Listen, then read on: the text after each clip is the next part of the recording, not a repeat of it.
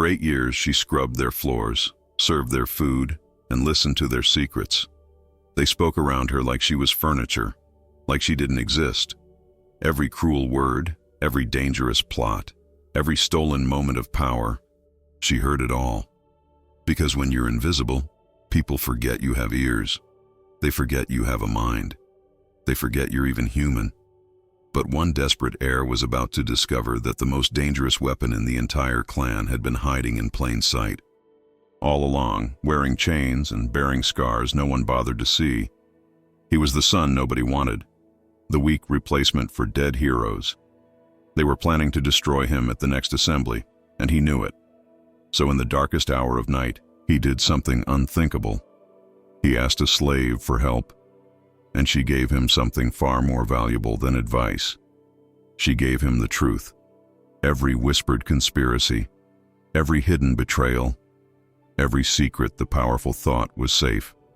But when their midnight meetings are discovered, the heir faces an impossible choice: deny her and save himself, or defend her and lose everything. What he decides will either forge a new future or destroy them both. Because in a world where your worth is determined by birth, sometimes the bravest act is simply seeing someone everyone else has chosen to ignore. Dalla's hands moved through the greasy water, scrubbing the Jarl's feast plates with movements so practiced they required no thought. Around her, voices rose and fell like waves against stone. Sharp laughter, angry whispers, the meaty thud of fists on the wooden table. She was 3 feet from 5 drunk warriors debating whether to kill a man, and not one of them glanced her way. She'd learned 8 years ago that invisibility was survival. The night they dragged her from her father's burning scriptorium in Northumbria, she'd screamed until her throat bled. Now, at 22, she made herself small, curved her scarred shoulders inward, kept her ruined face angled toward the floor. The burn marks stretched from her left cheekbone to her jaw, pink and puckered, a gift from a cooking fire when she was 10. Her father had called her beautiful anyway. These Norsemen called her nothing at all. Magnus won't last the winter as heir. The warrior nearest Dalla, Bjorn, spat into the rushes. 3 months since his brothers died, and he spends his days reading runes like a woman. Dalla's fingers tightened on the plate. The water had gone cold. An hour ago, but she couldn't leave until every dish gleamed. The Jarl's line is cursed, another man said. His breath reeked of mead and rotting fish. First, his 2 strong sons die in a raid. Now we're left with the weak one who never should have survived childhood. The words carved into Dalla like her first owner's knife. She'd seen Magnus once, maybe twice, since his return from that disastrous raid 3 weeks ago. He'd walked through the longhouse like a ghost, one arm bound tight against his ribs, his face gray as winter sea. The thralls whispered that he'd carried both his brothers' bodies home himself, that he'd refused to let anyone else touch them. I say we support Ketil for Jarl, Bjorn continued. The old man's cousin has more right to lead than that boy. Dalla knew things these warriors didn't. She knew Ketil visited the law speaker's wife when her husband traveled.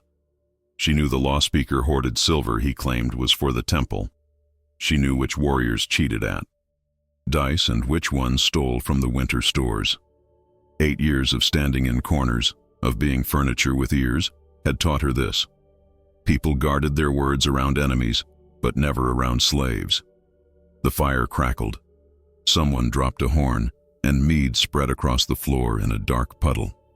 Dalla moved to clean it, her bare feet silent on the cold stone. As she knelt, Bjorn's boot came down inches from her hand. The thing meets in 2 days, he said. If Magnus can't prove he's fit to lead, we'll have a new Jarl by snowfall. Dalla's heart kicked against her ribs. She'd heard enough political talk to understand what they meant. Prove he's fit meant survive whatever test they design. Usually something violent, always something public. She finished with the mead and backed toward the kitchen, her wooden bucket clutched against her chest. No one watched her go. She was water flowing around stones, air moving through cracks, present and absent at once. The kitchen was darker. Then the main hall, lit only by the dying cook fire. Dalla set down her bucket and pressed her forehead against the cold stone wall. Her breath came too fast. She was just a thrall. What Magnus faced, what any of them faced, wasn't her concern. Survival meant keeping your head down. It meant silence. But her father's voice echoed in her memory, speaking words from before the fire, before the raid, before she became invisible. Every person you choose not to help, Dalla, is a piece of your soul. You feed to the dark. She'd been feeding the dark for 8 years. Footsteps. Dalla spun, her heart in her throat. A figure stood in the kitchen doorway, silhouetted against the firelight from the main hall. Tall, broad-shouldered, moving with the careful stiffness of someone nursing broken ribs. "I need food," Magnus said.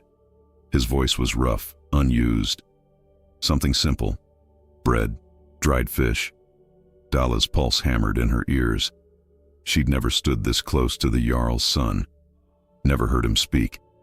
Directly, even if he wasn't quite speaking to her. She grabbed bread from the shelf with shaking hands, added smoked herring from the barrel. Set it on a wooden plate. When she held it out, Magnus finally looked at her. Really looked, his gray eyes moving across her face without flinching at the scars.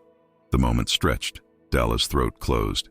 She'd forgotten what it felt like, being seen. "You're the one who speaks the old language," he said quietly. The Christian tongue. Dalla's blood turned to ice. How did he know? She'd never spoken English here, not once in 8 years. Had someone heard her praying in the dark? "I've heard you," Magnus continued, taking the plate. "Late at night when you think everyone sleeps, you whisper words I learned from traders." He paused. "You understand runes too. I've watched you look at the inscriptions in the main hall. Your eyes move like you're reading." Terror and something else, something dangerous, flooded through Dalla. He'd been watching her, noticing her. She opened her mouth, but no sound came out. "I won't tell anyone," Magnus said. He shifted the plate in his hands. "In 2 days, they're going to test me in front of the whole clan. I need—" He stopped, his jaw working. "I need someone who actually thinks. Everyone else just wants me to fail so they can put Kettle in power." The kitchen felt too small, too hot. Dalla's mind raced. He was asking something. Something that could get her killed. "They're planning." "Something at the thing," she whispered. Her voice cracked from disuse. The English words felt strange on her tongue after so many years. "Bjorn and the others, they want you to fail." Magnus went very still. "You heard them talking." "I hear everything," Dalla said. "No one sees me. So they say everything." For a long moment, neither of them moved. The fire popped. Somewhere in the main hall, someone laughed. Then Magnus stepped closer, and Dalla saw something in his eyes she recognized because she felt it in her own chest every single day. Desperation. The wild need of someone drowning. "Help me," he said. "Please." Dalla didn't sleep that night. She lay on her thin straw mat in the thrall's corner of the longhouse, listening to the breathing of 12 other slaves packed around her like salted fish in a barrel. Her mind wouldn't stop replaying Magnus's face in the kitchen, that desperate look. "Help me," he'd said, as if she had any power to give. Before dawn, she rose and began her duties. Hauled water from the well until her shoulders screamed. Fed the fire in the main hall. Started the morning porridge that would feed 40 people who'd never once thanked her. Her hands worked while her thoughts spun in dangerous circles. She knew what happened to thralls who got involved in clan politics. 3 years ago, a male slave had warned his owner about a planned ambush. The owner survived. The slave was accused of lying to create chaos and was hanged from an oak tree as an example. His body stayed there through winter until the ravens picked him clean. But Magnus's words echoed. "I need someone who actually thinks." The morning passed in its usual rhythm. Dalla scrubbed floors, emptied chamber pots, served breakfast to warriors who looked through her like she was smoke. She carried bread and ale to the high table where the Jarl sat, his face carved from granite and grief. He'd lost 2 sons. Now his remaining one was under threat, and he couldn't protect him without. looking weak. Around midday, Dalla was hauling soiled linens to the washing stones when she saw Magnus. He stood near the practice yard, watching younger warriors train. His bound ribs made him hold himself strangely, like a man expecting a blow. One of the warriors, Bjorn's nephew, deliberately crashed into him during a drill. Magnus stumbled but didn't fall. "Careful, Heir," the young warrior sneered. "Wouldn't want you breaking before the thing." The others laughed. Magnus's jaw tightened, but he said nothing, just turned and walked toward the stables, his shoulders rigid with controlled humiliation. Dalla's fingers clenched around the linens. She knew that particular flavor of powerlessness, tasted it every day. That afternoon, while serving the evening meal, Dalla positioned herself near the Jarl's advisors, 3 gray-bearded men who spoke in low voices about tomorrow's assembly. The law speaker, Orm, was among them. His fingers, heavy with stolen silver rings, drummed against the table. "The test must be something he'll fail," Orm said quietly. "But it has to look fair. We can't have the clan thinking we're undermining the Jarl's bloodline." "A test of strength is too obvious," another advisor muttered. "He's injured. They'll call it unfair." "What about judgment?" The third man leaned forward. "Present him with an impossible decision. Let him destroy himself with his own weakness." Orm smiled, and Dalla's stomach turned. "Perfect. We'll stage a dispute. 2 farmers, both with legitimate claims to the same land. Whoever he rules against will have powerful relatives who'll declare him unfit. Whoever he rules for will make him enemies on the other side. There's no right answer." Dalla kept her face blank as she refilled their ale. Her mind recorded every word, every inflection. This was exactly what Magnus needed to know. But telling him meant revealing she'd been listening, meant making herself visible in the most dangerous way possible. She finished her duties as the sun set, her body aching from 14 hours of labor. The longhouse settled into its evening chaos. Drunk warriors, loud boasts. The Jarl sat at the high table, staring into his cup like it held answers. Dalla slipped toward the kitchen, her heart pounding. Magnus wasn't there. She waited, anxiety crawling up her spine like cold fingers. Maybe he'd changed his mind. Maybe asking for help had been a moment of weakness he regretted. Footsteps. Magnus appeared in the doorway, glancing over his shoulder before stepping inside. In the firelight, Dalla could see dark circles under his eyes. He looked like he hadn't slept either. "Did you hear anything?" he asked without preamble. Dalla's mouth went dry. This was the moment. She could lie, say no, return to her invisible existence. But her father's voice whispered again, "Every person you choose not to help. They're planning to trap you," she said in English, her voice barely audible. "Tomorrow at the thing, they'll present you with a land dispute.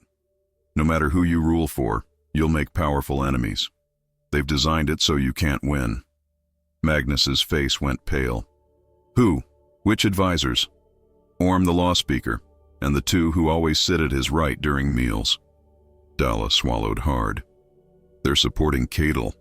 They want you to look weak so they can argue for a new Jarl." "How do you know this?" Magnus stepped closer, his eyes searching her face. "How much do you hear?" "Everything," Dalla whispered. "They talk around me like I'm a bench or a water bucket. I know which warriors are stealing from the stores. I know Orm takes silver from the temple offerings. I know Ketil's planning to marry the daughter of the Eastern Jarl to secure an alliance if he takes power." Magnus stared at her, really stared. And for the first time in 8 years, Dalla felt the full weight of being seen. It terrified her. "Why are you telling me this?"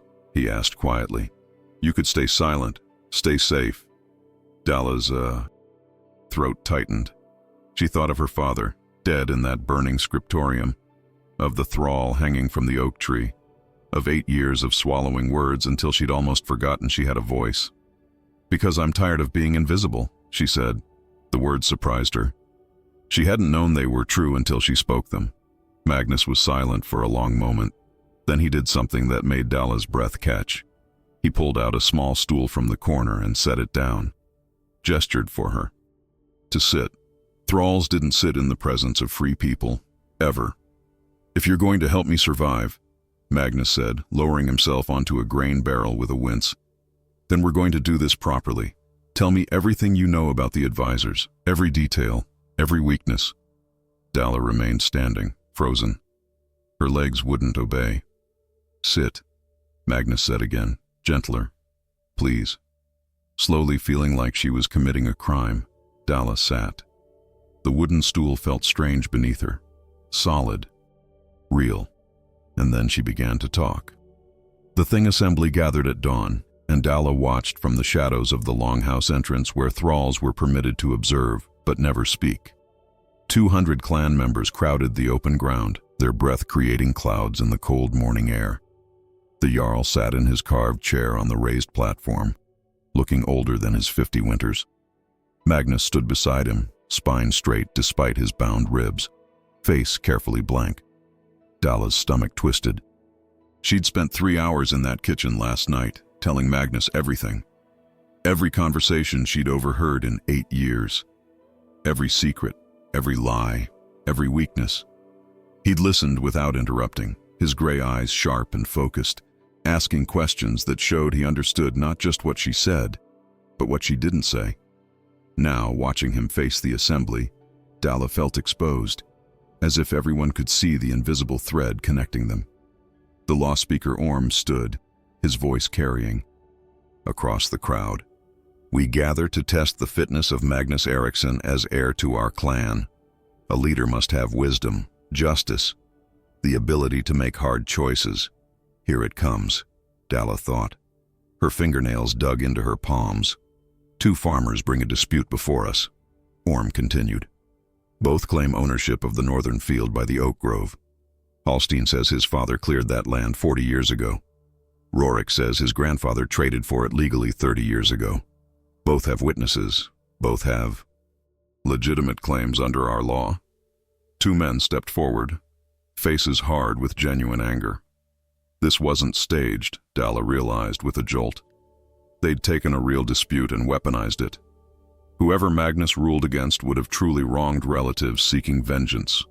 The crowd murmured. Magnus's father remained silent, jaw clenched. This was the test. He couldn't interfere without undermining his son completely. Magnus stepped forward. "Let me hear the claims," he said, his voice steady. "For the Een." Next hour, the farmers argued. Their witnesses testified. Hallstein's family had worked that field for generations, yes, but couldn't produce documentation of ownership. Rorik's family had a trade agreement witnessed by 3 respected men, now dead, but the land had been neglected for years before Hallstein reclaimed it. Dalla watched Magnus's face. He gave nothing away, but she'd told him last night about Hallstein's brother, who'd lent money to Orm at impossible interest rates, and about Rorik's cousin, who was married to Kettle's sister. Either choice made Magnus a target. The arguments ended. Silence fell. Every eye turned to Magnus. "This dispute," Magnus said slowly, "reveals a problem bigger than one field." Orm's eyes narrowed. That wasn't the response he'd expected. "Our laws say land belongs to whoever clears it," Magnus continued, "but also that trade agreements must be honored. These laws contradict when both apply to the same land." He paused, letting his words sink in. "Hallstein, your family did clear that field originally. Rorik, your family did make a legal trade. You're both right, which means our law is wrong." The crowd erupted in shocked whispers. Dalla's heart hammered. This was dangerous.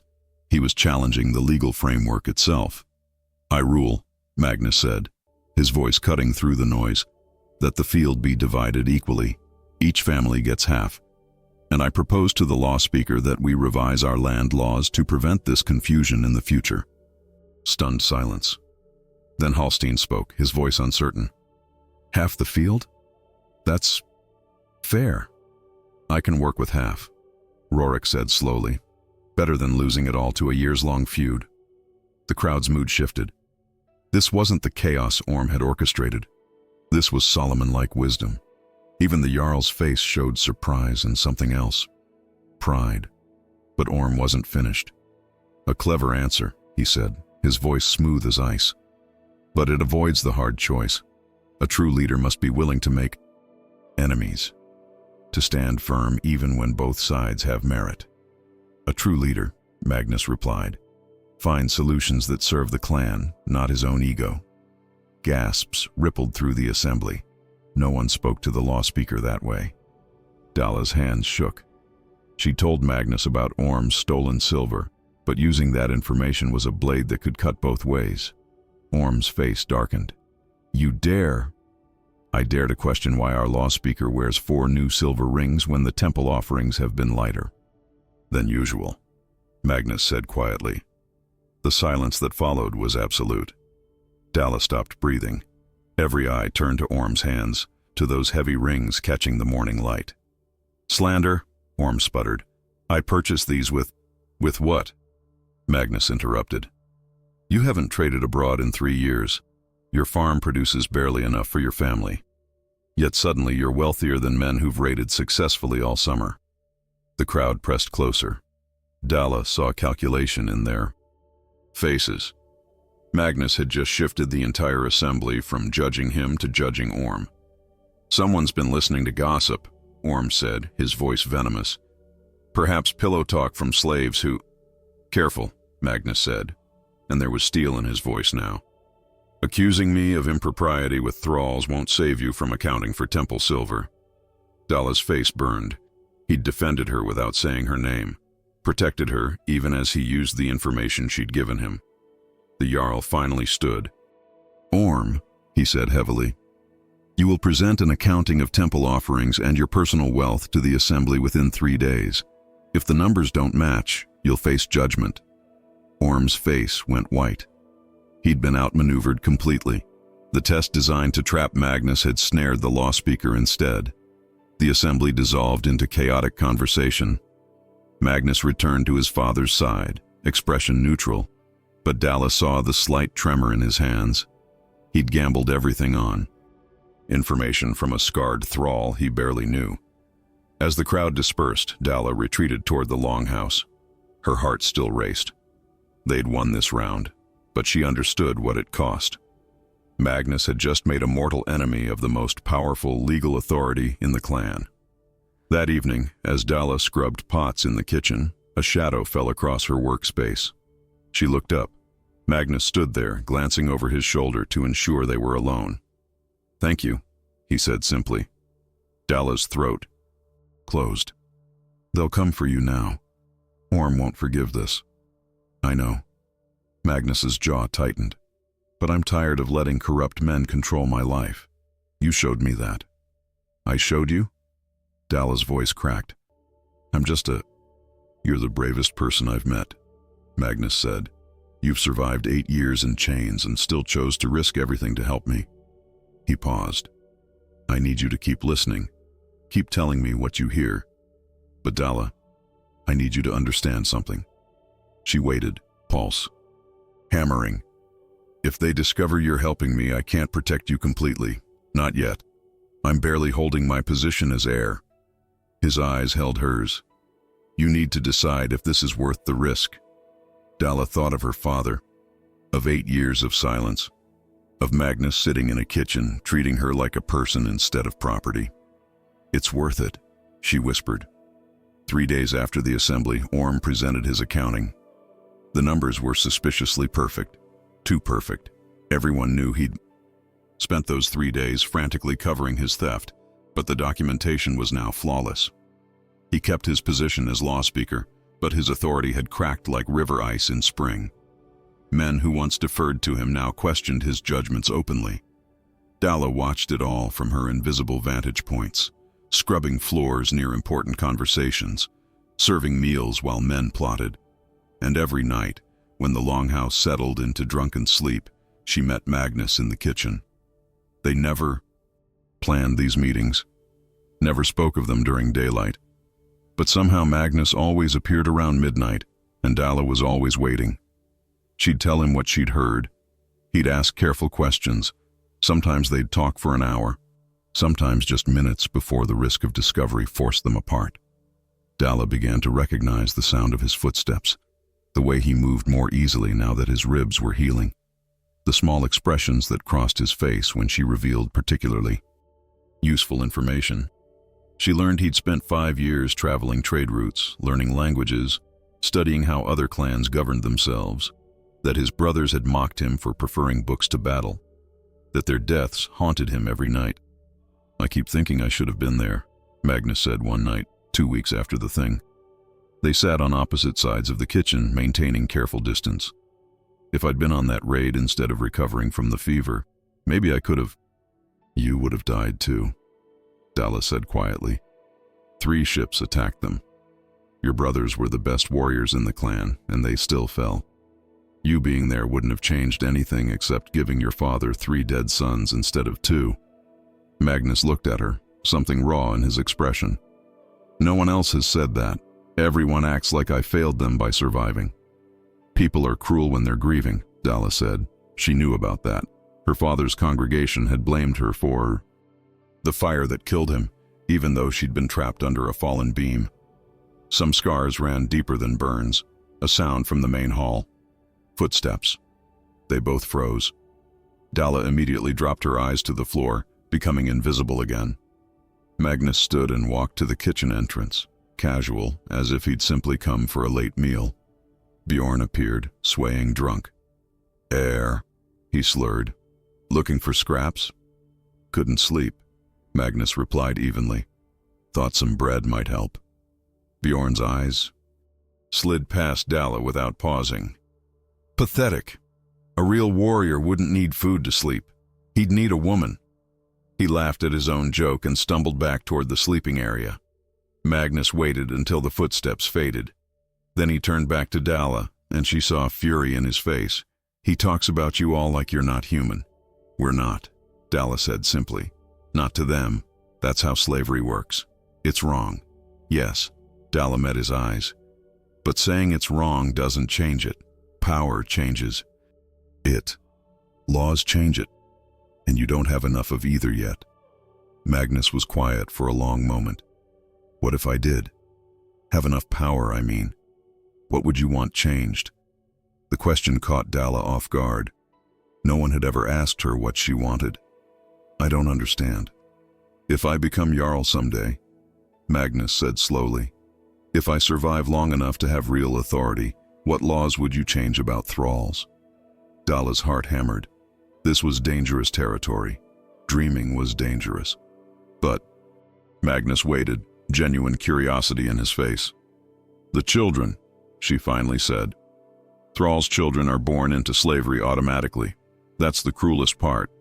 Whatever crime or debt or war created the first slave, their children had nothing to do with it. But they suffer forever." Her voice shook. "If I could change anything, it would be that. Let children born here be free." Magnus nodded slowly, like he was memorizing her words. "What else?" "Protection laws. Right now, a thrall who's beaten or raped has no legal recourse. We're property, but we're still human, still feel pain." Dalla's hands clenched. "And the ability to buy our freedom. Some clans allow it. We don't. No matter how long we serve, how well we work, we stay slaves until death." "Those are good changes," Magnus said quietly. "Fair changes." "They're impossible changes," Dalla replied. "Half the warriors own thralls. They'd never agree to laws that reduce their property value." "Maybe." Magnus's jaw set in that stubborn way Dalla was learning to recognize. "But if the heir to the clan believes it's right, that matters. Eventually." A different sound from the hall. Lighter footsteps. Female. Magnus tensed, listening. "That's Astrid," Dalla whispered urgently. "The Jarl's sister. She walks the halls when she can't sleep." Magnus moved quickly to the bread shelf, grabbing a loaf. By the time Astrid appeared in the doorway, he looked like he'd been there 30 seconds, not 30 minutes. "Nephew," Astrid said, her sharp eyes taking in the scene. She was a thin woman of 40 winters, widowed young, who'd never remarried. Smart enough to see through most lies. "You're spending a lot of time in kitchens lately." "I like the quiet," Magnus said. Astrid's gaze slid to Dalla, then back to Magnus. For one heart-stopping moment, Dalla thought she knew. Thought she'd seen the invisible thread connecting them. The quiet, Astrid repeated slowly. Yes, sometimes the quiet is where we hear the most important things. She paused. Be careful, Magnus. Orm is wounded, but not dead. Wounded animals are the most dangerous. I know, Aunt. Do you? Astrid moved closer, lowering her voice. He's been meeting with Ketil 3 times in the last week. Long meetings, private meetings. Dalla's blood ran cold. She hadn't known this. Astrid had information even the thralls didn't hear. What do you think they're planning? Magnus asked carefully. Nothing good. Astrid's eyes were hard. Watch your back, and watch your father's. Orm can't touch you directly after the assembly, but there are other ways to remove an heir. She glanced at Dalla again, her expression unreadable. Other ways to gather information, too. She left before Magnus could respond. Dalla and Magnus stood frozen, neither speaking until they were certain Astrid was gone. Does she know? Dalla whispered. I think so, Magnus said, but she didn't expose us. That means something. It means she's waiting to see if we're useful or dangerous, Dalla replied. Her hands trembled. We need to be more careful. If Astrid noticed, others might too. Magnus nodded, but something in his face had changed. A new determination. Orm and Ketil are meeting. That's not good. No, Dalla agreed. It's not. They separated that night knowing the game had shifted.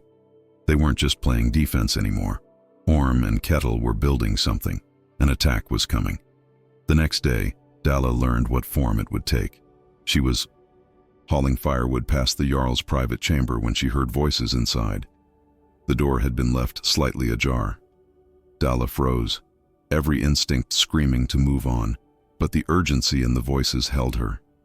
Your son is making enemies, Orm's voice said. The warriors respect strength, not cleverness. Magnus embarrassed me, yes, but worse, he embarrassed the traditions our clan was built on. He resolved a dispute fairly, the Jarl replied, but his voice was tired. He changed our laws without proper consensus, Ketil interjected. That's not leadership, that's arrogance. Dalla's pulse pounded. She should leave, should run, but her feet wouldn't move. We need a leader who understands our ways, Orm continued, who respects the old laws. Magnus has been corrupted by foreign ideas from his travels. He's dangerous. He's my son, the Jarl said coldly. He's a threat to everything we've built, Ketil replied. And we're not the only ones who think so. Ask your warriors. Ask the bomb. Farmers.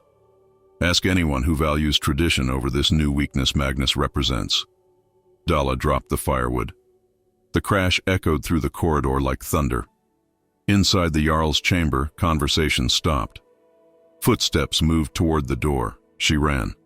Her bare feet slapped against cold stone as she fled toward the kitchen, heart exploding in her chest. Behind her, the door opened fully. She heard Orm's voice, sharp with suspicion. Was someone there? Dalla ducked into the kitchen and pressed herself against the wall beside the entrance, chest heaving.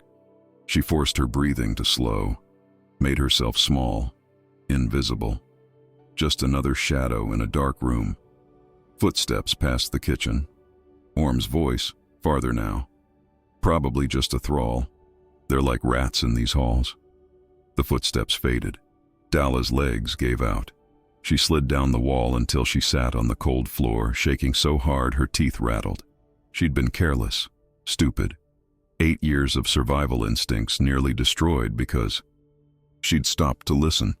But what she'd heard, the Jarl was losing support. Orm and Ketil were building a coalition based on tradition and fear of change. They were framing Magnus not just as weak, but as dangerous, a threat to the clan's very identity.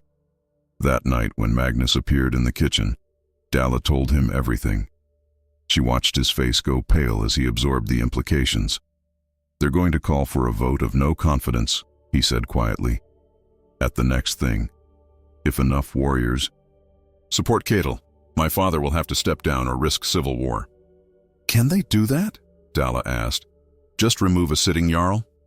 If they claim he's unfit, yes, and his fitness is tied to his heir now. If I'm seen as unsuitable, it reflects on his judgment. Magnus paced the small kitchen, his recovered ribs allowing him full movement now.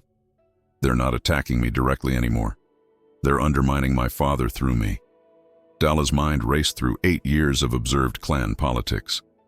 They need a specific incident, something public that makes you look dangerous or incompetent. They're building a narrative, but they need proof. So, they'll create proof, Magnus said. Stage something. Yes. Dalla stood, moving closer without thinking. You need to be perfect until the next thing. No mistakes, no controversies, nothing they can use. Magnus laughed, but it was bitter. I have to be invisible, like you. The words hung between them. Dalla realized how close she'd moved. Close enough to see the gold flecks in his gray eyes, close enough to smell the wool and leather scent of his clothes. She stepped back quickly, heart pounding for different reasons now. I should go, she said. It's late.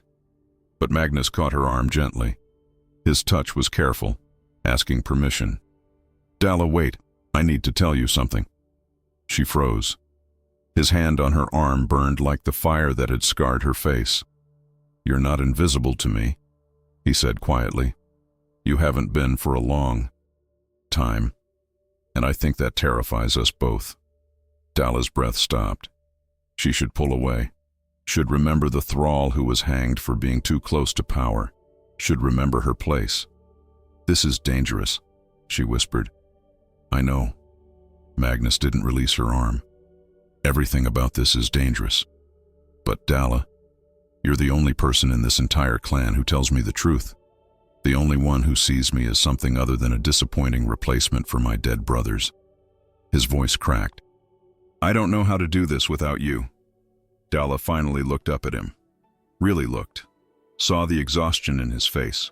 The weight of expectations crushing him. The loneliness that mirrored her own.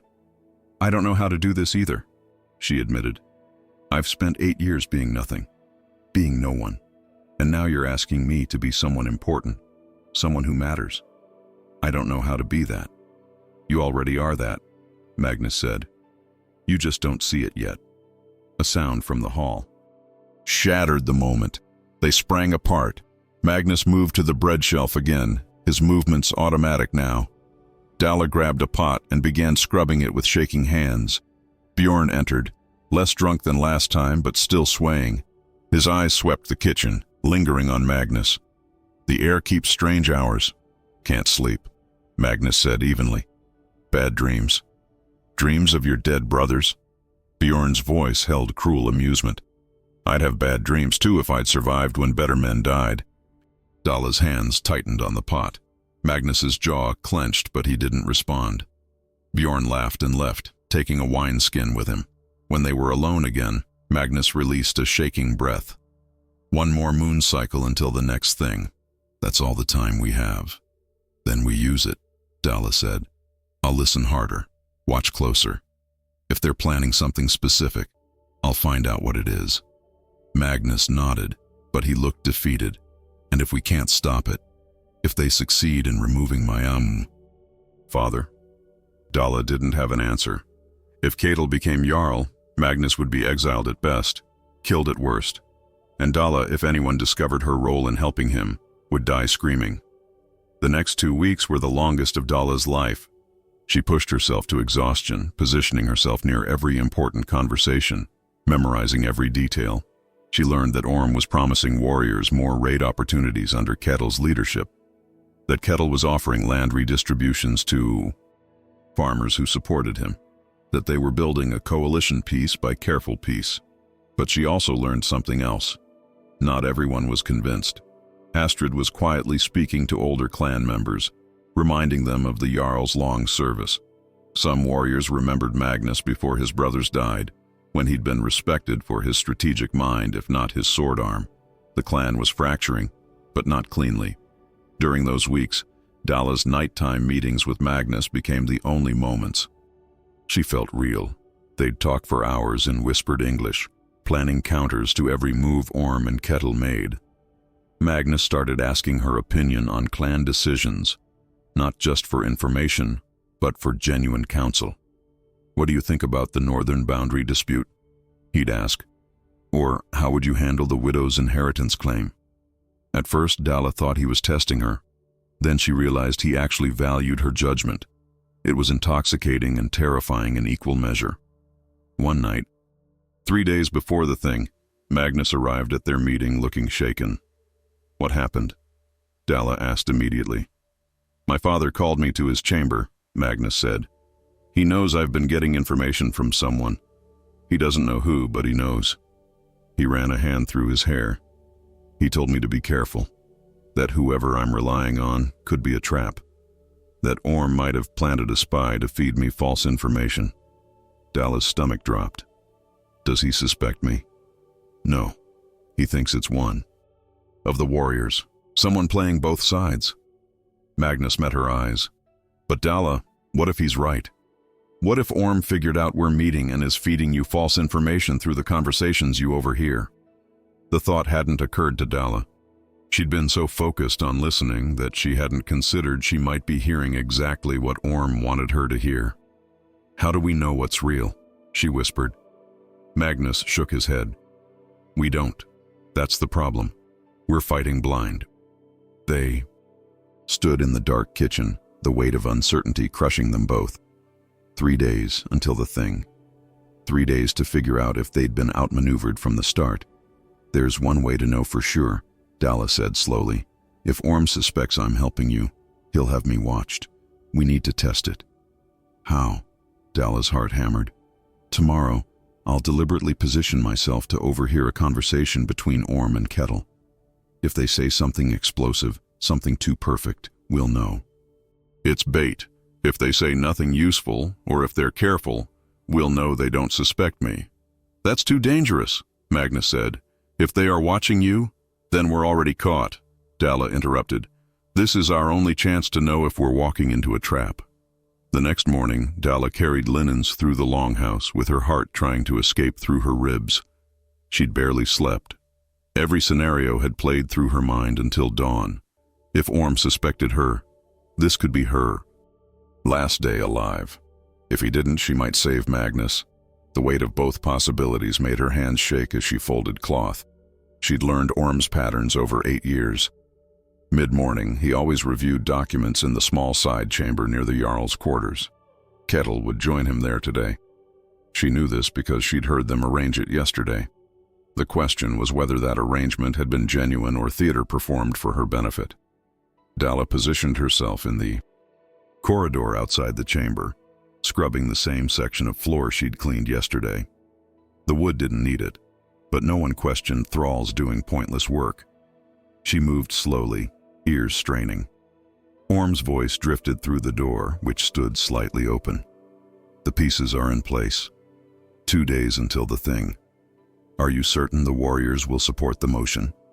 Kettle asked. 17 have committed openly. Another 12 have indicated support privately. That's enough to force the issue. Dalla's pulse hammered. 29 warriors supporting Kettle. That was nearly half the fighting men in the clan. "And the Jarl?" Kettle's voice held tension. "He won't step down without a fight. He won't have a choice. We'll present evidence of Magnus's unfitness during the assembly. Public evidence that can't be denied." Dalla's scrubbing slowed. This was it. The specific plan. "What evidence?" Kettle asked. Silence. Long enough that Dalla's breath caught. Then Orm spoke, so quietly. She almost missed it. "The thrall." Ice flooded Dalla's veins. "Which thrall?" Kettle sounded confused. "The scarred one, Dalla. She's been meeting Magnus alone. At night. In the kitchen." Orm's voice carried satisfaction. "I've had her watched for 2 weeks. At first I thought she might be useful, that I could use her to feed Magnus false information. But then I realized something better. The meetings themselves are the scandal." Dalla's hand stopped moving. The floor swam in her vision. "You're going to accuse the heir of impropriety with a slave?" Kettle's voice held uncertainty. "That's not necessarily disqualifying. Many men bed their thralls. Orm interrupted. But they don't sit with them for hours in private conversation. They don't treat them as equals. Magnus does. I've watched them through the gap in the kitchen wall. He asks her opinion, defers to her judgment, treats her like a valued advisor. So? Ketel still didn't understand. So it proves he's corrupted by foreign ideas, weak, unable to maintain proper hierarchies. What leader asks a slave for counsel? Orm's voice dripped venom. At the thing, I'll present 3 warriors who've witnessed these meetings.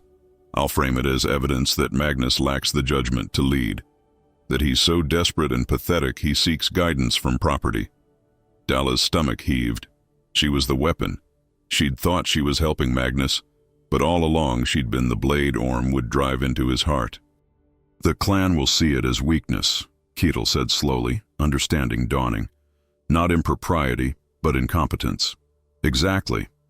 And once they see Magnus as unfit, they'll question the Jarl's judgment in naming him heir. Everything falls from there. Footsteps approached the door. Dalla forced her hands to move, to scrub, though her whole body had gone numb. Orm emerged, nearly stepping on her.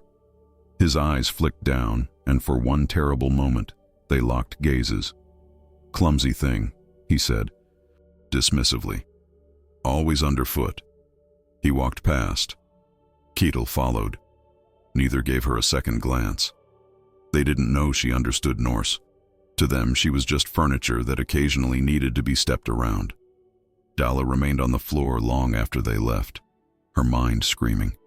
They knew about the meetings. They'd been watching. Every moment she'd thought was secret had been observed and catalogued as evidence. She'd destroyed Magnus while thinking she was saving him. That night, Dalla couldn't go to the kitchen, couldn't face Magnus knowing what she'd learned, but he came looking for her, finding her in the thrall's sleeping area where she'd hidden after finishing her duties. Dalla, his whisper cut through the darkness. I need to talk to you. Go away, she hissed. Around them, 12 other thralls slept or pretended to sleep. They're watching us. I know. That's why we need to talk.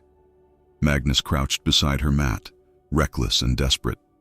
My aunt told me. Orm's been having us watched. I heard them today, Dalla whispered. They're going to use our meetings against you at the thing. Say it proves you're weak, that you rely on a slave for judgment. In the dim light from the dying fire, she saw Magnus's face go pale. They're going to expose us. Not us. You. Dalla's throat closed. I'm just evidence of your unfitness. They don't care about me except as proof that you're pathetic. Dalla, you need to stop coming to me, she said, each word like swallowing glass. Right now, tonight, no more meetings, no more conversations. At the thing, when they accuse you, deny everything. Say I'm lying if I'm forced to testify. Say I'm delusional. Say anything that distances you from me. I won't do that. You have to. Tears burned Dalla's eyes. This is my fault. I thought I was helping, but I was just giving them a weapon. So now I'm taking it away. After tonight, I don't exist to you, do you understand? Magnus grabbed her hand. His grip was too tight, almost painful. Listen to me. They want me to deny you because that proves their point, that I'm ashamed of valuing your counsel, that I know it's wrong. His voice shook. But what if I don't deny you? What if I stand in front of the entire clan and tell them the truth? What truth? Dalla's voice cracked. That you're the smartest, most strategic person I've ever met. That you've given me better advice than any warrior or advisor. That you saved me from walking into Orm's trap at the last thing. Magnus's eyes blazed in the firelight. What if I tell them that judging someone's worth by their status rather than their abilities is exactly the kind of thinking that's kept our clan weak? They'll destroy you, Dalla whispered. They'll call you mad, unfit, everything Orm wants. Maybe. Magnus's jaw set. Or maybe some of them will hear the truth in it. Astrid does. My father might. Others might too. He squeezed her hand. I'm tired of being ashamed of the only real thing in my life. I'm tired of pretending you don't matter. Magnus, please! Dalla was crying now, silent tears tracking down her scarred face. "Don't throw away your future for me. I'm just a thrall. I'm nothing." "You're everything," he said fiercely, "and I'm done pretending otherwise." A sound. One of the other thralls shifting on their mat. Magnus released Dalla's hand and stood, but his eyes held hers for one more moment. 2 days, he said quietly. "At the thing. I'm going to tell the truth, all of it." He left before she could argue. Dalla lay in the darkness, terror and something dangerously close to hope warring in her chest. Magnus was going to confess everything, defend their meetings publicly. It was either the bravest or most suicidal thing she'd ever witnessed. The next day passed in a blur of dread. Dalla moved through her duties like a ghost. Every warrior she passed felt like a judge. Every whispered conversation sounded like her death sentence being pronounced. That evening, Astrid found her in the kitchen. "So," the older woman said without preamble, "my nephew plans to commit political suicide tomorrow. I assume you're aware?" Dalla kept her eyes down. "I told him not to. But he won't listen. He has his father's stubbornness and his mother's idealism. Deadly combination." Astrid moved closer. "I'm going to help him, but I need something from you first." Dalla looked up, confused. "What could I possibly give you? The truth about Orm's theft?" "You said he's been taking temple silver. I need details. Amounts. Dates if you have them. Witnesses to his spending." Astrid's eyes were hard. "If Magnus is going to burn his reputation defending you, the least we can do is burn Orm's reputation right back." Hope flickered dangerously in Dalla's chest. "You believe Magnus is right? About me? I believe my nephew is the best chance this clan has for a decent future. And I believe the gods have strange ways of putting the right people in the right places." Astrid's expression softened slightly. "Even if those people have burn scars and speak languages they're not supposed to know." Dalla took a shaking breath. Then she told Astrid everything she knew about Orm's corruption. Every detail she'd memorized over years of invisible observation. The morning of the thing, Dalla woke before dawn with nausea twisting her stomach. Around her, the other thralls stirred in the darkness, preparing for a day that would be brutal regardless of what happened at the assembly. But for Dalla, today might be her last. If Magnus's gamble failed, if the clan turned against him completely, she had no illusions about her fate. Orm would make sure she disappeared quietly. She moved through the pre-dawn ritual of lighting fires, her hands steady despite the terror screaming through her veins. Muscle memory carried her when thought failed. By the time the sun crept over the fjord, the longhouse was warm and the morning meal was prepared.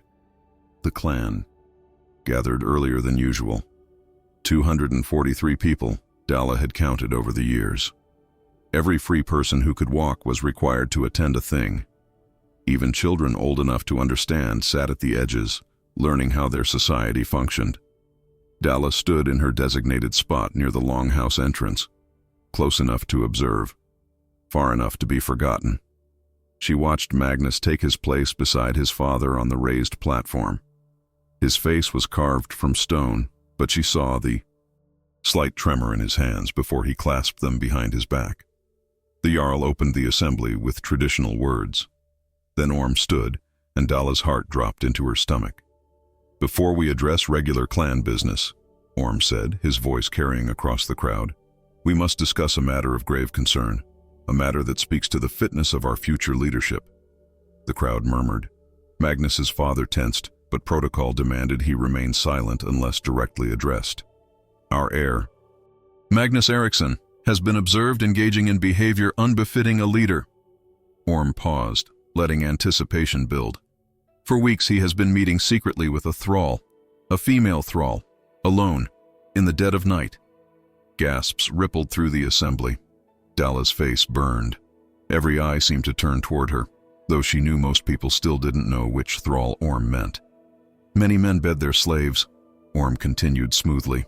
"This is not unusual, but Magnus is not bedding this thrall. He is consulting her, asking her advice on clan matters. treating her as an equal, as a counselor. The murmurs grew louder. Dalla heard disgust in some voices, confusion in others. Magnus stood perfectly still, his face revealing nothing. "I have 3 witnesses who will testify to these meetings," Orm said. "Warriors of good standing who observed the heir demeaning himself by seeking wisdom from property." Bjorn stepped forward, followed by 2 other warriors. Each described seeing Magnus in the kitchen late at night, speaking with the scarred thrall in hushed tones. Their testimonies were brief but damning. When they finished, Orm turned to Magnus. "Do you deny these meetings took place?" The entire assembly held its breath. Dalla's fingernails cut into her palms. "Deny it," she thought desperately. "Save yourself." Magnus stepped forward. "I don't deny them." Shocked silence. Then chaos erupted. Warriors shouted, women gasped. The Jarl's face went white. "I don't deny them," Magnus repeated, louder, cutting through the noise. "Because I'm not ashamed of them." Orm's expression flickered. This wasn't the response he'd anticipated. "The thrall's name is Dalla," Magnus continued. "She was captured from Northumbria 8 years ago. Her father was a Christian scholar. She reads and writes in 3 languages. She understands our laws better than most warriors because she's listened carefully for years while everyone ignored her." His voice rang with conviction. "And yes," I asked. "Her advice. Because she's intelligent, observant, and has no personal agenda except survival. That makes her more trustworthy than half the men in this assembly." The crowd exploded. Warriors roared in outrage. Dalla couldn't breathe. Magnus was defending her, publicly, completely. He was destroying himself to acknowledge her worth. "This proves exactly what I claimed," Orm shouted over the chaos. "Magnus is corrupted by foreign ideas. He cannot distinguish between free people and property. He lacks the judgment to lead." "I have perfect judgment," Magnus shot back. "Dalla warned me about the trap you set at the last thing. She told me about the land dispute you'd rigged. She gave me the information about your stolen temple silver. Everything I know about your corruption, I learned from her, because she hears everything you say when you think no one's listening." Orm's face went purple. Lies from a slave's mouth filtered through a fool's. "Then let her speak," Magnus interrupted. "If she's lying, expose her lies. Let the clan hear directly what she knows." The silence that followed was absolute. A thrall speaking at a thing was unprecedented, forbidden. But Magnus had just publicly staked his entire claim to leadership on Dalla's credibility. The Jarl finally spoke, his voice heavy. "This is highly irregular." "So is a law speaker stealing from the gods," Magnus replied. "So is a conspiracy to remove a sitting Jarl through manufactured scandal. We're past regular." "Procedure, father." The Jarl looked at his son for a long moment. Then he nodded slowly. "Bring the thrall forward." Dalla's legs wouldn't move. This couldn't be happening. Thralls didn't speak at things, didn't stand before the assembly, didn't exist except as background property. "Dalla." Magnus's voice cut through her paralysis. "Come here." Somehow her feet carried her forward. The crowd parted like she carried plague. She felt their eyes on her scars, her slave's clothing, her bare feet. Every step was agony. When she reached the platform, Magnus held out his hand. She stared at it. Taking his hand in front of everyone would be its own declaration, its own scandal. She took it. His fingers closed around hers, warm and steady. He helped her onto the platform. Dalla stood before 243 people, her heart trying to explode from her chest. "Tell them," Magnus said quietly. "Tell them what you told me about Orm." Dalla's throat was sand. She'd never spoken to more. Then 1 or 2 people at once. Never raised her voice above a whisper. But Magnus's hand still held hers, and in his eyes, she saw absolute faith. She took a shaking breath and spoke. 3 months ago, I was cleaning near the storage room where temple offerings are kept. I saw law speaker Orm remove a silver armband and put it in his personal pouch. Her voice cracked, but she forced it steady. 2 weeks later, his wife wore that armband at the feast. I recognized the design. 2 ravens. Circling a tree. It was distinctive, the crowd murmured. Dalla saw Orm's wife in the assembly, and yes, she wore that armband now. That's one incident, Orm sputtered. One accusation from a slave seeking revenge because I spoke against her relationship with— I have 17 more, Dalla interrupted. The boldness of cutting off the law speaker made her dizzy. 17 times I witnessed you take offerings, sometimes silver, sometimes furs, once a gold ring. I can describe each item. I can tell you where you wore them or who you gave them to. Her voice grew stronger.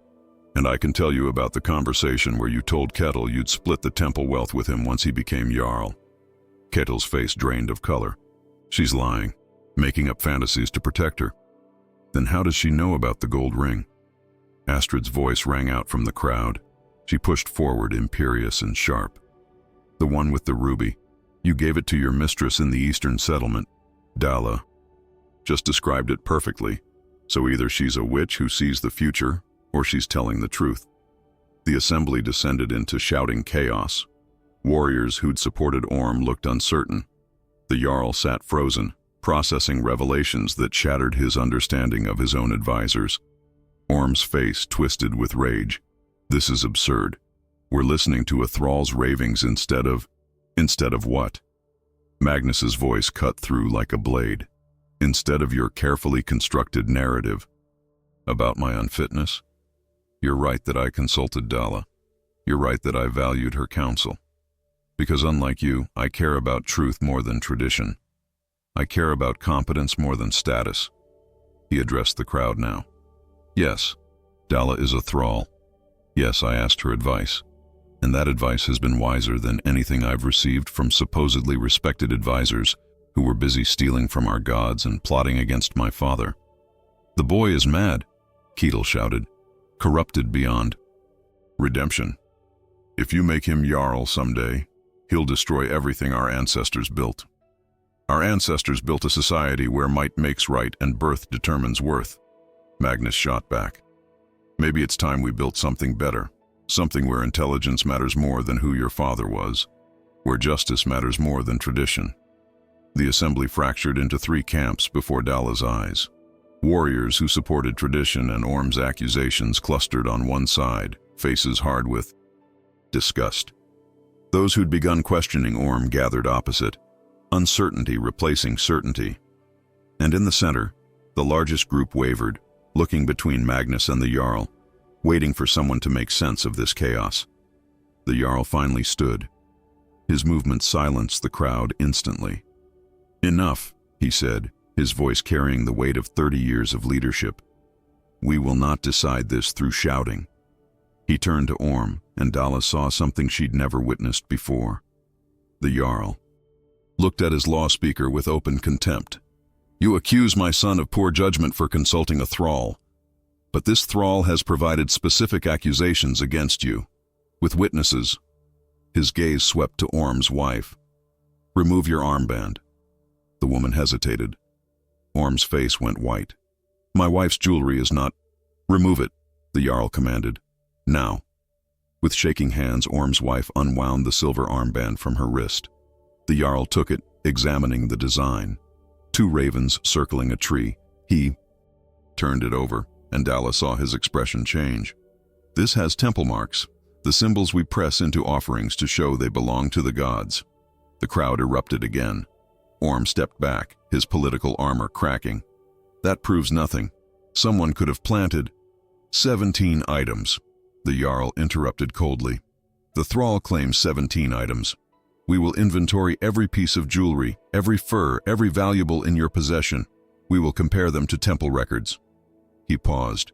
And, if even half of what she says is true, you will face the full punishment our laws demand for stealing from the gods. Orm's face transformed from outrage to fear. Dalla watched him calculate, watched him realize his carefully built power was disintegrating. This is madness, he said, but his voice had lost its authority. You're letting a slave destroy your law speaker on her word alone. Not her word alone, Astrid called out. I've been conducting my own investigation. I have 3 free witnesses who saw you take offerings. I was waiting for the right moment to present this evidence. My nephew simply beat me to it. The The Jarl's eyes found his sister. Something passed between them. An understanding. Dalla realized Astrid had been working against Orm this entire time, gathering evidence, building her own case. She'd just let Magnus take the risk of presenting it first. "The question before us," the Jarl said heavily, "is not whether my son consulted a thrall. The question is whether he showed wisdom in doing so. And it seems he did." He looked at Magnus. "Though your methods are unorthodox and disturbing to many here, you uncovered real corruption. You protected our clan from leaders who would have destroyed us from within." "He's still unfit," Kettle shouted desperately. "Even if Orm is corrupt, that doesn't change the fact that Magnus treats slaves as equals. That he values truth over comfort?" An unexpected voice cut in. Hallstein, the farmer from the land dispute, stepped forward. "That he found a solution when our laws failed. I didn't like his judgment at first. Thought it was weak, giving away half my field. But my family has food now because of it. Peace instead of a blood feud that would have killed my sons. Maybe that's what strength actually looks like." Others murmured agreement. Not all. Not even most. But enough that Dalla saw the tide shifting. Magnus spoke again, his voice quieter now, but no less firm. "I'm not asking you to treat all thralls as equals. I'm asking you to recognize that birth doesn't determine worth, that we're failing ourselves if we ignore wisdom just because of who speaks it." He paused. "My father has been a good Jarl because he listens to many voices. I intend to listen to even more, including voices we've silenced for too long. And if we refuse to accept this," Kettle demanded, "if we vote no confidence in the Jarl for raising such a son," the Jarl's laugh was bitter, "then you'll tear this clan apart. Because I won't step down. And my son has just proven he has the intelligence, courage, and integrity to lead. Qualities that matter more than your wounded pride." Dalla's hand still rested in Magnus's. She knew she should release it.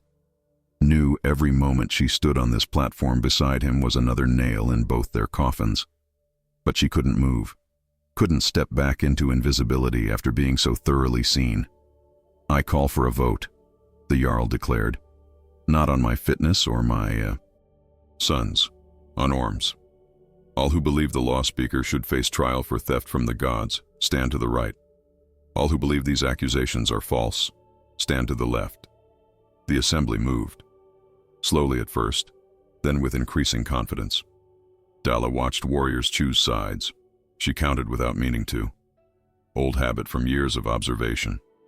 163 stood to the right, demanding Orm's trial. 80 stood to the left, supporting him still, though many looked uncertain. Orm was finished. Not unanimously, but decisively. The Jarl's face remained neutral, but Dalla saw satisfaction in his eyes. "Orm, you are removed from your position as law speaker pending investigation. Kettle, your association with a known thief raises questions about your judgment. Neither of you will hold positions of authority until this is resolved."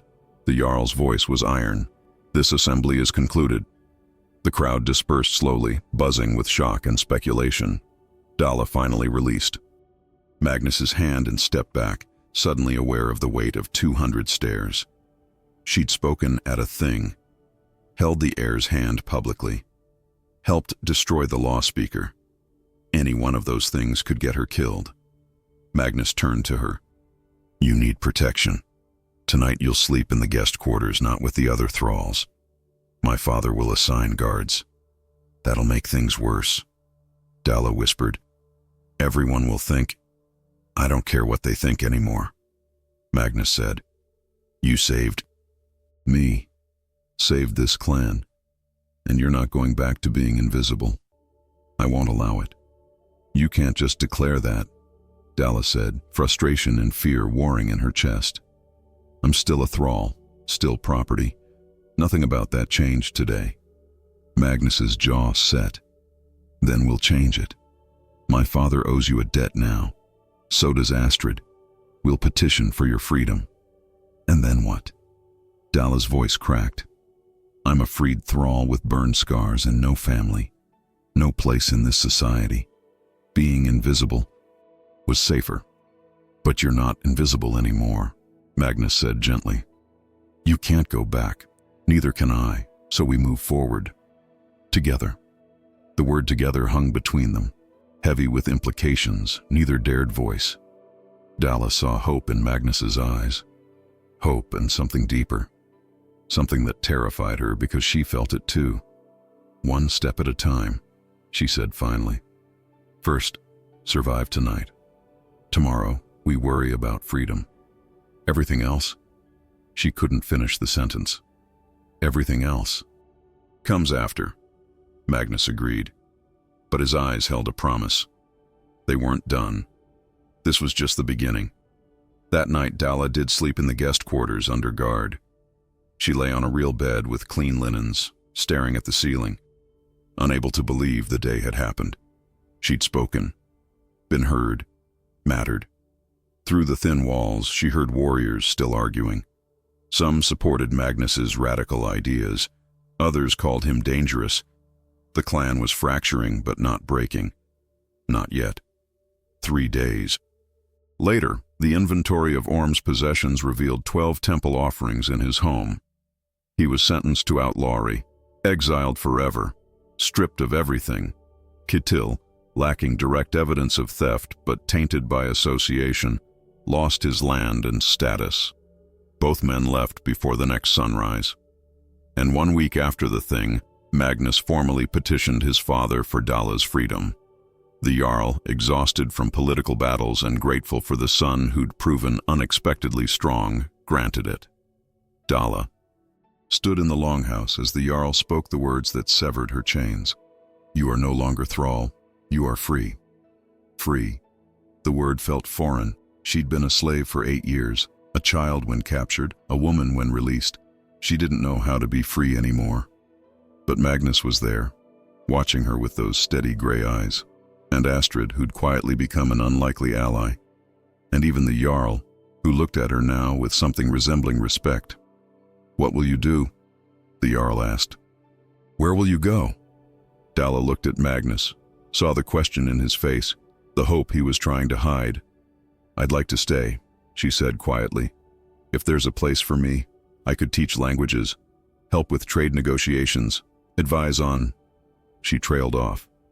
On clan matters, the Jarl finished. He smiled slightly. My son speaks highly of your strategic mind. Perhaps we could use a proper advisor, someone who actually listens instead of stealing. It wasn't a declaration of love, wasn't a fairy. Tale ending.